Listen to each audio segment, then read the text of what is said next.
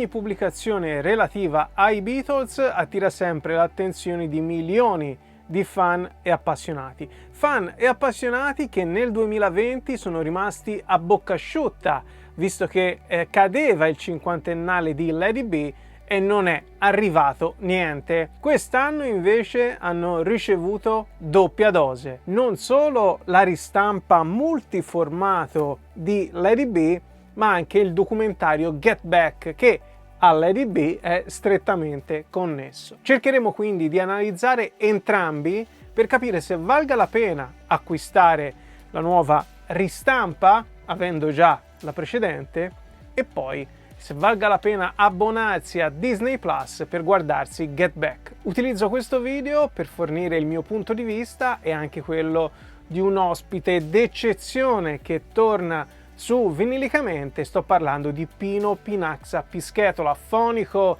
di caratura internazionale che ha lavorato tra gli altri con Jovanotti, Depeche Mode e Franco Battiato. Io sì, l'ho fatto, ho attivato Disney Plus solo per guardarmi Get Back, anche perché dal momento in cui era stato annunciato l'hype era salito alle stelle, e unendo il mio amore per i Beatles a quello per la musica video raccontata non potevo che aggiungere l'ennesimo abbonamento ai vari Netflix, Prime Video, Apple TV, eccetera eccetera. Intanto partiamo dal capire cosa sia Get Back. Per dirlo in due parole e ridurre tutto ai minimi termini, si tratta della videocronaca della fine dei Beatles minuto per minuto, ma cerchiamo di capirci qualcosa in più. Let's go back, back, back, back, back, back, back, back, back, back, back, back.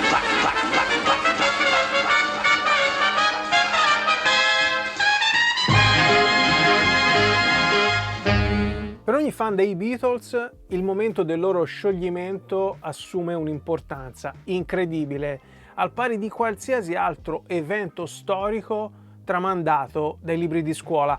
E così ha importanza Let It Be, registrato prima di Abbey Road, ma uscito successivamente, quando ormai i Fab Four non esistevano più.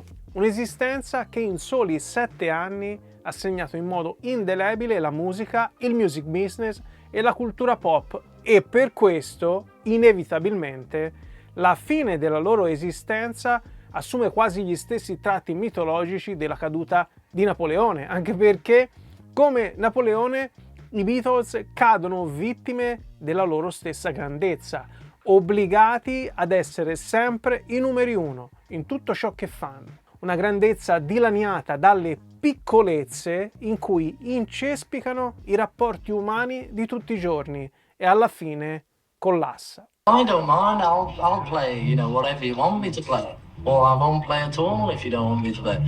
Whatever it is that will please you, I'll do it. Get Back è disponibile in esclusiva su Disney Plus, è un documentario della durata complessiva di circa 7 ore e mezzo, e anche per questo motivo è stato suddiviso in 3 episodi. 3 episodi che condensano il vissuto e il suonato dei Beatles dal 2 al 30 gennaio 1969. Se vogliamo essere duri e crudi, Get Back è la bella copia di Let It Be, il film diretto da Michael Lindsay Hogg, girato appunto nel gennaio 69 e uscito nel maggio 1970, più o meno in contemporanea con la pubblicazione dell'album omonimo, che, come abbiamo detto, è l'ultimo a nome The Beatles. An intimate experience with the Beatles. A new motion picture. Let It Be. Perché dico che Get Back è una bella copia di Let It Be? Perché Get Back si basa sullo stesso materiale girato da Lindsay Hogg e dalla sua troupe durante la composizione dell'album Let It Be. Ma quello che nelle intenzioni di Lindsay Hogg sarebbe dovuto essere uno speciale per la TV in 2 parti, con concertone monumentale finale, si ridusse a uno stringato montaggio di 80 minuti per il cinema, con 20 minuti di questi 80 dedicati al famigerato concerto sul tetto, di fatto l'ultima esibizione in pubblico, e che pubblico, dei Fab Four.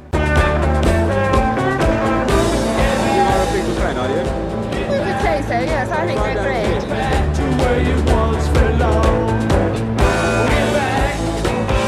Get back to where you once belonged. We'll get back to. Ora rimane da capire come mai i Beatles si prestarono a farsi riprendere mentre incidevano il nuovo album. In questo ci aiutano i primi 10 minuti di Get Back, in cui viene ripercorsa molto rapidamente tutta la loro parabola. Dai Quarrymen di John Lennon al reclutamento di McCartney e poi di George Harrison e infine l'ingresso di Ringo al rientro dal tour di Amburgo. E poi dal Cavern Club verso la Beatlemania e oltre, con la conquista dell'America, i film, la decisione di non andare più in tour e la conseguente sperimentazione in studio, la morte di Brian Epstein, loro manager e talent scout, il ritiro spirituale in India, la creazione della loro etichetta Apple.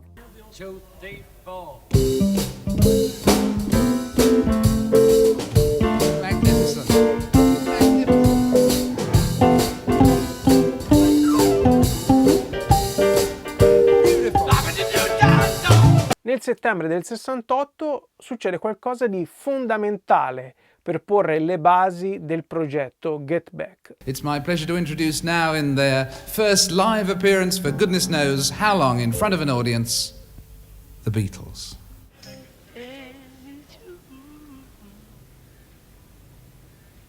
Hey Jude, don't make it bad.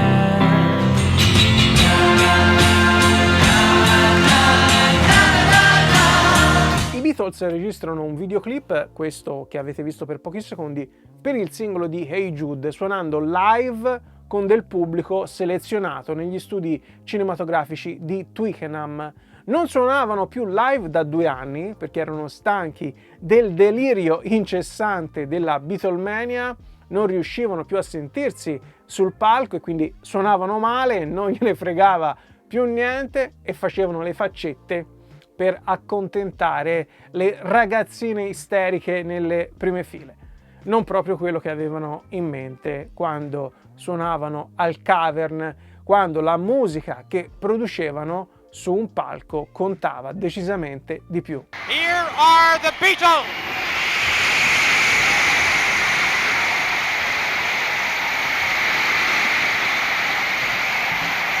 Here they come!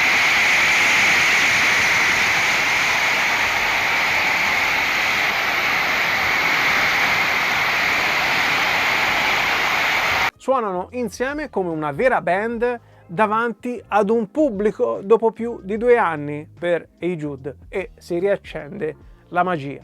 Decidono quindi di registrare il loro prossimo album in presa diretta, senza sovraincisioni o altre modifiche in studio. Una nuova sfida per chi ormai aveva conquistato il mondo e aveva bisogno di mettersi costantemente alla prova per sentirsi vivo e unito, anche perché serie avvisaglie di una crisi interna c'erano già state durante le registrazioni del White Album. We're talking about 14 songs we hope to get. I've got a feeling. How many have we already recorded good enough? No.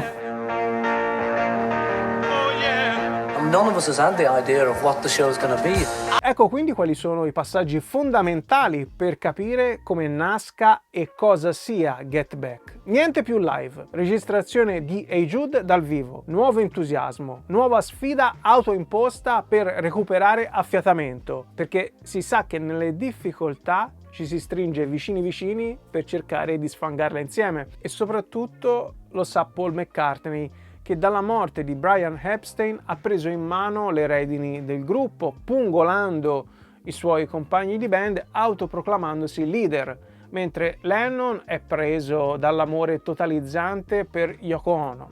George Harrison si concentra sulla propria spiritualità e Ringo non è mai interessato a essere il primo della fila, ideando tutto il baraccone di Get Back, i Beatles si autoimpongono la partecipazione al primo grande fratello televisivo della storia, dove telecamere e microfoni sono sempre accesi e pronti a catturare colpi di genio e scazzi improvvisi, perché nonostante si abituino in fretta ad essere sempre sotto occhi e orecchie indiscrete, non saranno mai propriamente a loro agio. Le cose migliorano sensibilmente quando abbandonano gli studi di Twickenham, enormi, dispersivi e impersonali, per rifugiarsi negli studi tirati su apposta, improvvisi, nell'edificio della Apple. Lì l'ambiente più raccolto rende l'atmosfera più intima, facilitando la coesione della band.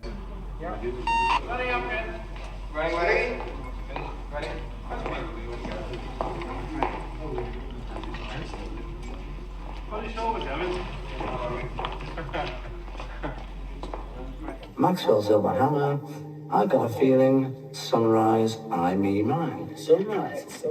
Yeah. All things will pass.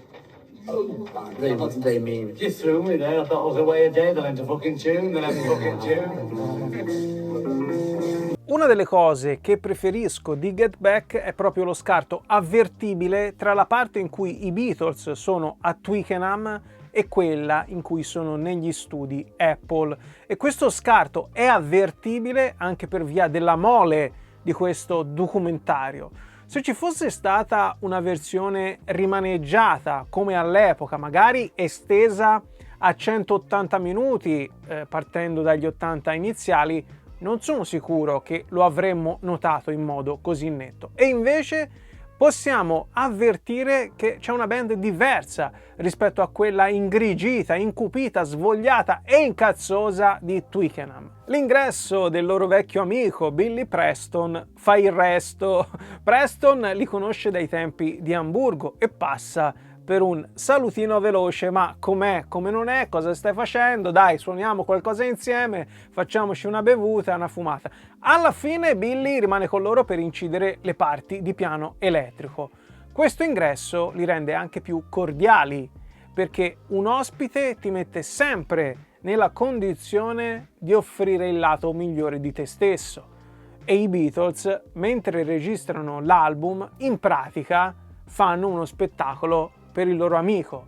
Questo li fa svoltare anche dal punto di vista artistico, perché avere qualcuno bravo come Billy Preston che suona con loro dal vivo gli trasmette quelle buone vibrazioni necessarie a terminare la scaletta e a farlo senza scannarsi.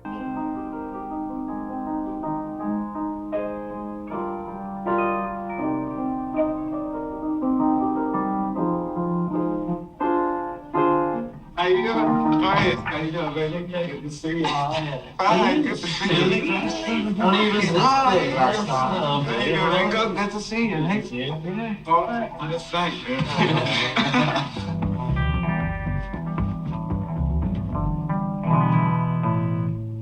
Every number's got a piano part or a... And normally we overdub it, you know. But this time we want to do it live. Yeah. It'll be nice. I mean, just live to ourselves. Yeah. Straight off, one number after the other. And that means having somebody in on scene, so if you'd like to do that, you're welcome. Sure. Beautiful. Right. And then you'd be on the album. Get it? Oh, that's good, then.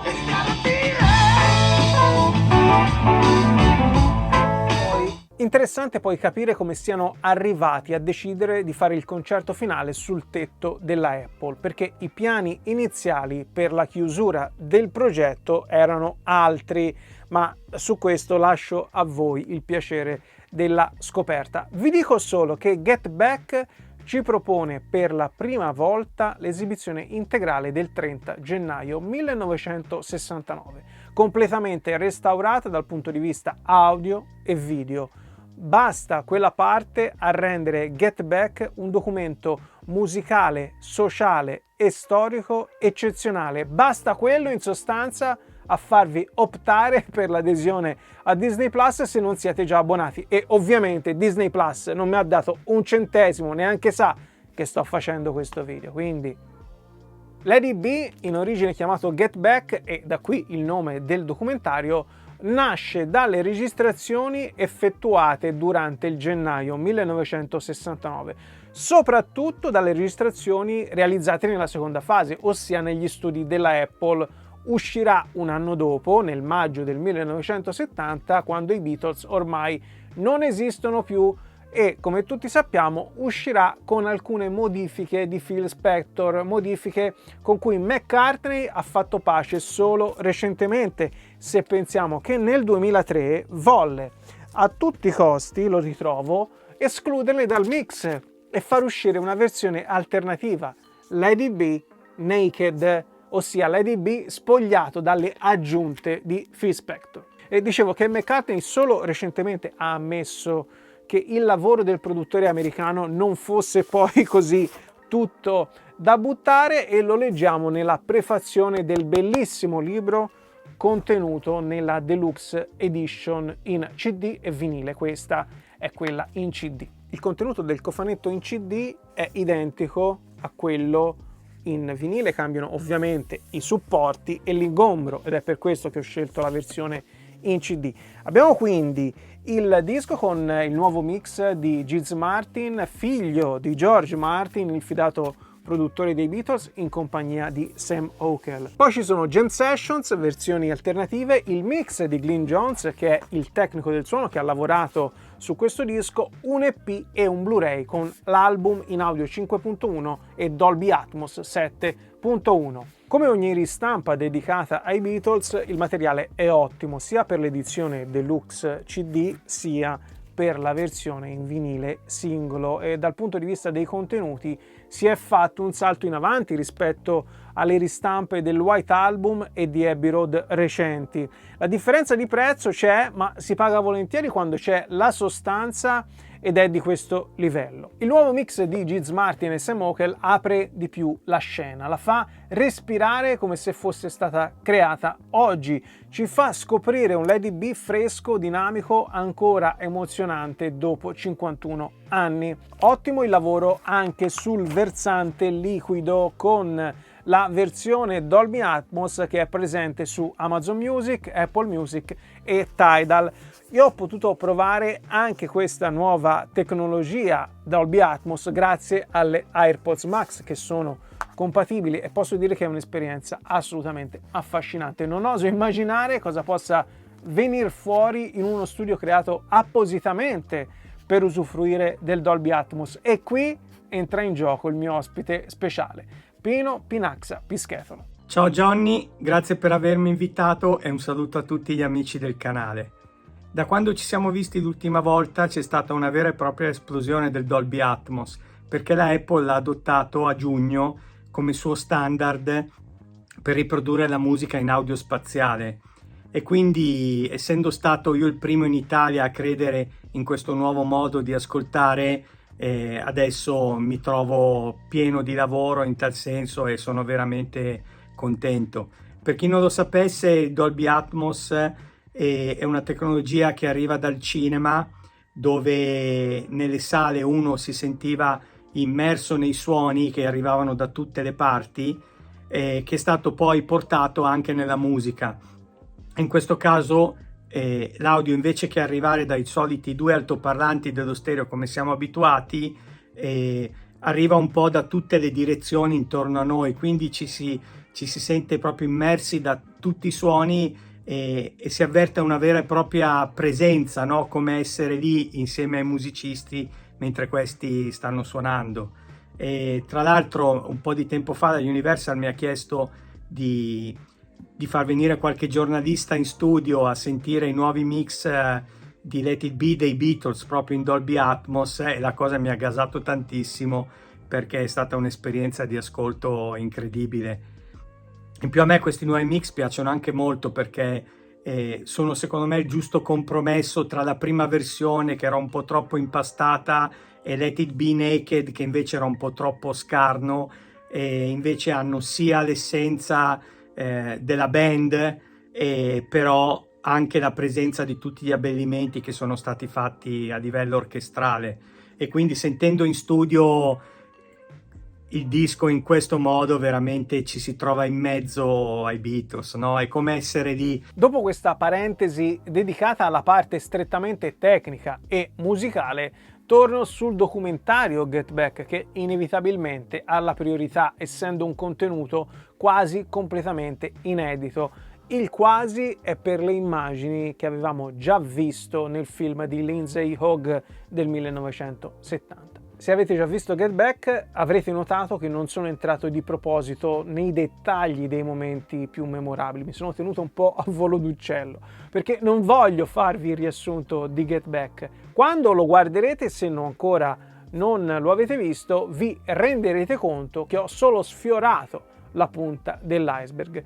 Più che i suoi singoli momenti chiave, preferisco riflettere su cosa emerga dalla visione di Get Back. Prima di tutto emerge chiaramente il McCartney che abbiamo sempre sentito raccontare, di cui abbiamo letto ma che non abbiamo mai visto veramente in azione, se non per brevi spezzoni compresi nel film Lady B del 1970 e poi ripresi anche nella video anthology in DVD di qualche anno fa. Purtroppo la sua reperibilità è bassa, molto bassa, se non inesistente, per questo per rimetterla in commercio magari sarebbe anche opportuno farla in Blu-ray, perché si tratta di un documento veramente eccezionale che si accoppia perfettamente con Get Back. In sostanza il McCartney che esce fuori è quello che dice a tutti come dovrebbero comportarsi e cosa dovrebbero suonare, quello un po' insopportabile che fa sentire tutti a disagio. A parziale giustificazione di Paul McCartney va detto che la morte di Brian Epstein li sconvolge molto di più di quello che non avrebbero mai osato confessare o dare a vedere, e McCartney è quello che più di tutti cerca di tirare le fila per il bene comune, e mentre John e George hanno ormai la testa altrove, lui è quello che prova, a volte con tono condiscendente e altre volte con tono altezzoso, prova a ricordare a tutti che loro sono i Beatles, quello che prova a vedere oltre il periodo atroce che stanno vivendo come band da oltre un anno. E sì, a volte questo ruolo può essere scomodo per chi lo deve o sente di dover ricoprire, e fastidioso per chi gli sta intorno e sente di dovergli obbedire. E allora, se lo stare nei Beatles si è limitato a questo, alla foga di Paul, che senso ha? I'm scared to be the boss, and I have been for like a couple of years. You know, it's like I always feel as though I'm trying to put you down and stop you playing, but I'm not. I'm trying to stop us all playing until we know what we're playing. Yeah, but you've got to play in order to find which fits and which doesn't. You see, that's all you can do. I don't want to say it, because I really just hear myself as being the only one saying it. Always, and like the three of you just sit there like, well, he's saying that one again, is he? And I don't get any support or anything. So I just think, oh well, fuck it. Carry on, but I know it's right. Yeah, and you know it's right. Yes, all right. I just don't know what to do about it. But doesn't everyone agree that it's confused at the moment? So all I'm trying to say is, we've only got 12 more days. So like, you know, we've really got to do this methodically, this one. But it's annoying, you know. You know, I mean, up till then, I'll wait until you get all your bits and then work my part out, if you like. Well, you know, it's like that. It's like a matter of working it out with you while you're working your bit out. You know, if you got your bass bit. Look, you know, you're doing it as though I'm trying to say that. And what we said the other day, you know, I'm not trying to get you. Well, really, I'm trying to just say, look, lads, the band, you know, should we try it like this, you know? It's funny that how it only recurs when we go. It's like, should we play guitar all through Hey Jude? Well, I don't think we should. Yeah, okay, well, I don't mind. I'll play, you know, whatever you want me to play. Or I won't play at all if you don't want me to play. You know, whatever it is that will please you, I'll do it. But I don't think you really know what that one is. È questo il clima che si respira per buona parte di Get Back, perché si vede chiaramente che c'è un legame forte tra Paul, John, George e Ringo. Non sono solo 4 musicisti che suonano insieme. Però mentre Paul vuole ancora provare a tenere insieme la band, gli altri vogliono prendersi o riprendersi la propria individualità, nel bene o nel male, e vogliono farlo lontano da quella cosa triste che era diventato lo stare nei Beatles. L'eccezionalità di Get Back sta nel rendere evidente tutto questo, ossia che non si sopportassero più come colleghi, ma che alla fine si volevano bene come esseri umani, e bastava veramente un attimo per far girare tutto nella giusta direzione. E dopo anni in cui ne abbiamo sentito parlare, ne abbiamo letto, finalmente lo vediamo. Importante una considerazione che può sembrare banale, ma che in realtà non lo è affatto. Questa azione, la visione, cambia tutto quello che sapevamo su questa fase dei Beatles che fino ad oggi avevamo immaginato, unendo spezzoni dall'anthology, interviste e letture. Cambia tutto perché la nostra memoria, che è essenzialmente visiva, lo registra come un fatto, non più come una supposizione basata sull'unione dei vari punti come nella settimana enigmistica. Vederlo succedere ti fa pensare, ad esempio, ma guarda un po', All Things Must Pass di Harrison esisteva già qui, e anche se lo avevi già letto, quindi lo avevi dato per saputo, a questo giro non te lo scordi più. L'importanza della visione può essere tirata in ballo anche per le parti strettamente musicali di Get Back, perché se è vero che con le ultime riedizioni degli album dei Beatles riusciamo a intuire quale sia stato il processo creativo ascoltando tutte le varie tracce aggiuntive, o almeno possiamo sentire da dove sono partiti, qui lo vediamo mentre succede, vediamo la magia di qualcosa che sta nascendo, che cammina incerto, che inciampa e che poi a furia di tentativi e di colpi di genio diventa la solita cazzo di canzone perfetta dei Beatles.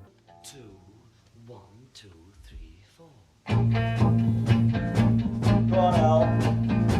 What? You what? Go on, Al. Let's Well, don't interrupt Hey, stars son. when they're recording. Hey. We're bloody stars, you know. Don't come in. Cheek. And now your host for this evening, the Bottles.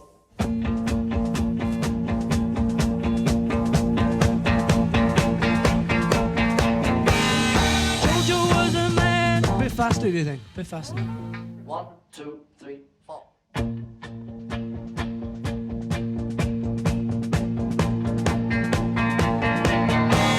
Cosa ci rimane allora dopo le 7 ore e mezzo di Get Back? In definitiva, Get Back espone le nudità, ovviamente metaforiche, dei Beatles e ce le dà in pasto dopo 50 anni. Come dobbiamo interpretare questo pasto? Come una testimonianza storica dovuta verso la band più grande di sempre, come si farebbe appunto con un pezzo di vita di Napoleone, oppure è solo un bellissimo esempio del voyeurismo sfrenato che contraddistingue i nostri tempi? Naturalmente il giudizio non può che essere soggettivo, a ognuno il suo, ognuno lo vivrà come crede in base a come vive o ha vissuto il proprio rapporto con i Fab Four. Per quanto mi riguarda, Get Back è un documento indispensabile. Indispensabile perché tocchiamo per la prima volta un po' più da vicino la leggenda di questi 4 ragazzi che si sono amati, si sono odiati, si sono stretti fortissimo per tanti anni e poi si sono allontanati con la stessa intensità. Ce li rende leggermente più umani. È indispensabile per capire come Lindsay Hogg fosse la persona più sbagliata che avrebbero potuto scegliere per un progetto come Get Back. Loro vogliono registrare il nuovo album e lui vuole fare lo specialone con il concertone. A un certo punto propone addirittura di farli suonare con un pubblico di bambini malati o handicappati, adesso non ricordo, e c'è dell'altro che vi risparmio, insomma veramente pessimo. Indispensabile per godersi per la prima volta tutti i preparativi e tutta l'esibizione sul tetto della Apple. L'ultima in pubblico dei Beatles come band e, per quanto mi riguarda, l'esibizione in assoluto più iconica della nostra cultura pop. È indispensabile perché chiudiamo il cerchio sulla nostra passione sfrenata per i Beatles. vedere come si sia arrivati a Get Back, a Let It Be, a I've Got a Feeling e altre composizioni leggendarie mentre il loro legame si sgretolava, non apprezzo, non per sadismo naturalmente, ma perché in mezzo a tutto il risentimento che alimentava le sessions dei Beatles in quel periodo, nell'attimo in cui le cose funzionavano alla grande. E mentre guardiamo queste scene di profonda armonia ci rendiamo conto di avere il sorriso sulle labbra. E poi Get Back è indispensabile perché, a differenza di tutti i documentari creati in precedenza sui Beatles, anche ottimi, in Get Back non ci viene raccontata la loro storia con filmati e interviste d'archivio e opinioni ex post. Vediamo la storia mentre succede. Vediamo con i nostri stessi occhi, senza interlocutori, come mai sia finita questa splendida band. E questa fine così dolorosa ci fa capire che un artista è sempre, prima di tutto, un essere umano con tutti i lampi di genio e le sue bassezze talvolta inspiegabili. Dove si vedono i Beatles in una maniera che noi non abbiamo mai visto, perché lì si scoprono anche le loro fragilità da uomini e non solo essere la band numero uno di sempre, ma anche essere 4 musicisti che devono trovare la propria strada in studio. Ovviamente poi appena iniziano a suonare tutto questo sparisce e ci deliziano sempre di musica incredibile. E tra l'altro, proprio a proposito di questo film, che anche a livello visivo è incredibile perché arriva dalla pellicola, il regista Peter Jackson ha detto in un'intervista che tutte le volte che i Beatles volevano dirsi qualcosa di confidenziale suonavano la chitarra a volume alto in modo che non fosse registrata, e invece loro con delle tecniche di intelligenza artificiale sono riusciti a estrapolare tutti questi dialoghi e quindi ci hanno deliziato, oltre che di tanta bella musica, anche di tante curiosità. Il progetto Get Back segna di fatto la fine dei Beatles. È vero che di lì a poco ci saranno le sessions per Abbey Road, riprendendo parte del materiale già composto durante Get Back, ma si tratterà più che altro di un dolce addio, dopo aver compreso che non c'è più nulla da fare. Come quando 2 amanti si lasciano per sempre, non tirandosi addosso insulti e piatti, ma abbracciandosi. Perché alla fine the love you make is equal to the love you take. E quindi è meglio volersi bene, perché la vita è proprio un attimo. Se amate i Beatles, guardatevi assolutamente Get Back, fate l'abbonamento e poi annullatelo se non sapete che farvene di Disney Plus, ma per Dio guardatelo e poi riascoltatevi Let It Be in queste nuove edizioni tirate a lucido. Se poi avete ancora voglia di rimanere nel mood, passate al libro.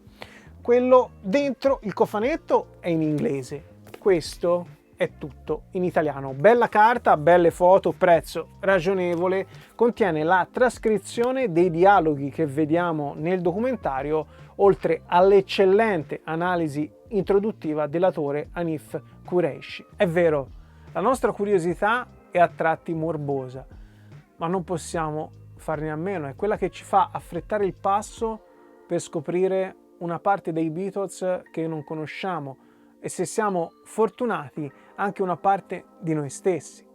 La parte difficile arriva poi quando dobbiamo utilizzare al meglio quello che abbiamo imparato. A presto e buoni ascolti.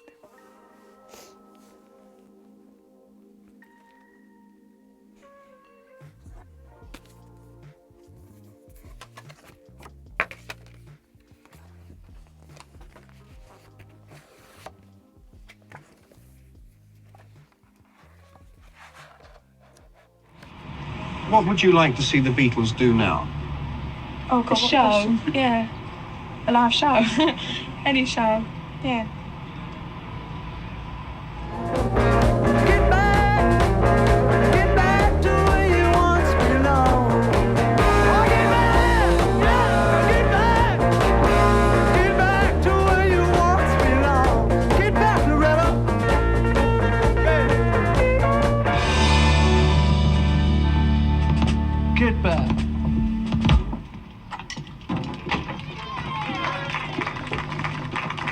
smoke. I'd like to say thank you on behalf of the group and ourselves. I hope we pass the audition.